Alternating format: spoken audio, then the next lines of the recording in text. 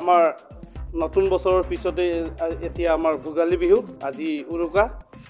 এই উৰুকা আমি কাৰ্বি আংলং আমাৰ বিজেপি দলৰ মাইনৰিটি মৰ্চা তথা আমাক east Karbi Anglong district ST টি মৰ্চা, যিহেতু মই এজন সম্পাদক, ইয়াৰ হৈ সমূহ অসমবাসী ৰাইজ তথা ভাৰতবাসীলৈ ভোগালী বিহুৰ শুভেচ্ছা জ্ঞাপন কৰিছোঁ।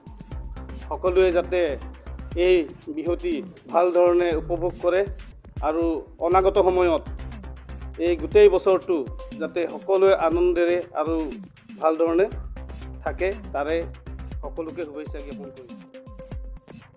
বিহুৰ ক্ষেত্ৰত চবকে অসমৰ বাসিন্দাবিলাক আছে, চবক মোৰ ফালৰ পৰা এই বিহুৰ শুভেচ্ছা জনাইছোঁ।